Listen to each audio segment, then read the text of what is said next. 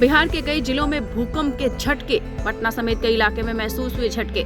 रविवार को सुबह बिहार के कई जिलों में भूकंप आया। सुबह 7:25 पर भूकंप के झटके लोगों ने महसूस किए। करीब 3 से 4 सेकंड तक भूकंप के झटके महसूस किए गए। जी हाँ, राजधानी पटना में भी भूकंप के झटके महसूस हुए हैं। बगहा, छपरा, सिवान, मोतिहारी, बेतिया और बेगूसराय, गोपालगंज में भूकंप को ज्यादा महसूस किया गया। लोग आनन फानन में अपने घरों से बाहर निकल आए। हालांकि अब तक किसी तरह के कोई नुकसान की कोई सूचना प्राप्त नहीं हुई है। भूकंप का केंद्र नेपाल के काठमांडू के पास रहा है। रिक्टर स्केल पर इसकी तीव्रता 5.3 रही है, जबकि गहराई 10 किलोमीटर नीचे रही है। वैज्ञानिक आनंद शेखर ने बताया है कि पटना में भी हल्के भूकंप के झटके महसूस किए गए हैं, लेकिन झटके की तीव्रता काफी कम थी। इस कारण लोग इसे महसूस नहीं कर पाए। बिहार के साथ साथ नेपाल के सीमावर्ती इलाके उत्तर प्रदेश और दिल्ली एनसीआर में भूकंप के झटके महसूस किए गए।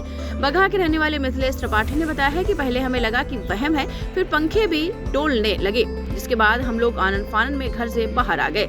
सिवान के रहने वाले अरुण प्रसाद ने बताया है कि भूकंप के झटके महसूस हुए तो हम लोग घर से बाहर आ गए, लेकिन तब तक मामला शांत हो चुका था। इस तरह की कोई जनहानि नहीं हुई है।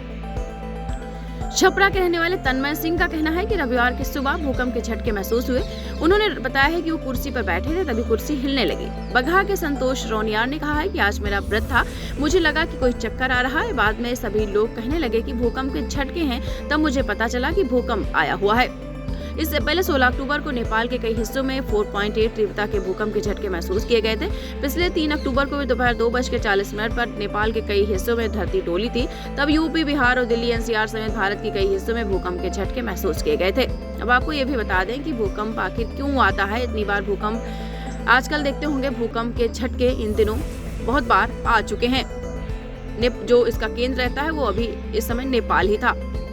जी हाँ, हमारी धरती की सतह मुख्य तौर पर 7 बड़ी और कई छोटी छोटी टेक्टोनिक प्लेट से बनी रहती हैं। ये प्लेट्स लगातार तैरती रहती हैं और कई बार आपस में टकरा जाती हैं। टकराने से कई बार प्लेट्स के कोने मुड़ जाते हैं और ज्यादा दबाव पड़ने पर ये प्लेट्स टूटने लगती हैं। ऐसे में नीचे से निकली ऊर्जा बाहर की ओर निकलने का रास्ता खोजती है और इस डिस्टर्बेंस के बाद भूकंप के झटके महसूस होते हैं।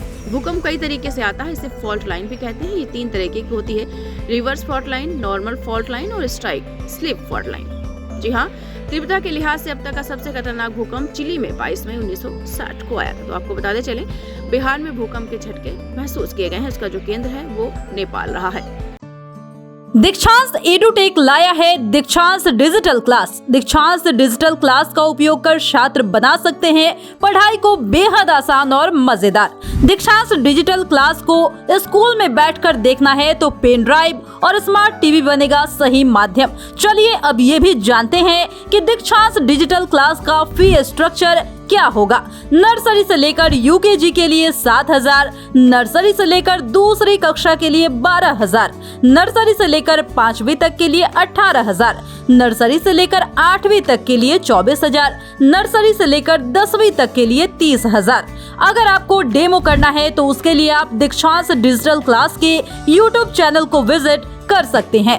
हमारे YouTube चैनल को सब्सक्राइब और Facebook पेज को लाइक करना ना भूलें। धन्यवाद।